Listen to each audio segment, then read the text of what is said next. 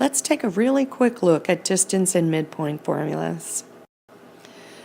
When you're given 2 points, -1, 0, and 2, 4, we can connect them and form this line. If you're looking at the distance between them, then we are looking at this particular segment of that line, only what lies here. So this would be the distance between them. The midpoint would fall somewhere here in between them. Now this is a very rough sketch because we don't have the exact y-intercept formed, we don't have an equation of a line, and we don't know exactly where the midpoint is, so we need to find those.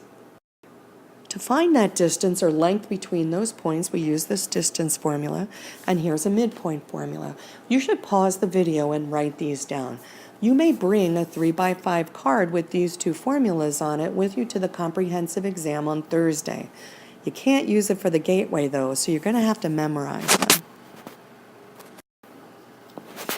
Remembering square roots. So before we can do distance formulas which have a square root in it, we should remember that the square root of 4 is really 2. And that's because the square root of 4 is really equal to 2 squared. And this 2 here matches the index because it's a square root, and so the base gets to come out. Now, when you have the square root of 12, 12 is really equal to 4 times 3. And that's root 4 times root 3. Well, the square root of 4 is really 2, so the square root of 12 simplifies to 2 root 3. We also need to know, so when you're giving an answer and it has a root in it, make sure it's simplified. Root 12 would not be simplified. This is simplified. Now for the square root of 3 squared, that's really root 3 times root 3. We multiply what's inside to get 3 times 3, which is 3 squared, or 9, and the square root of 9 is just 3. So when you square a root, you get what's inside because you multiply together, you get it squared, and that comes out then. We're now ready to solve a problem. Here are the 2 points that we had graphed. We need to find the length of the segment between the 2 points and the midpoint of that segment. Oh, let's go ahead and find the length of the segment between the 2 points. So the distance is equal to the square root of, now we take the 2 x values, one from the other, so this from that. It doesn't matter which one you go to. If you want to, you can name these x1, y1, x2, y2, if it helps you.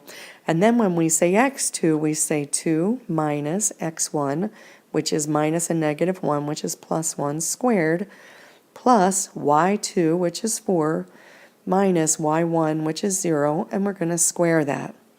Well, 2 plus 1 is 3. 3 squared is 9. 4 minus 0 is 4. 4 squared is 16, so this gives us the square root of 25. But we know that 5 times 5 is 25, so this has an answer of 5. That's the distance between those 2 segments. Now find the midpoint.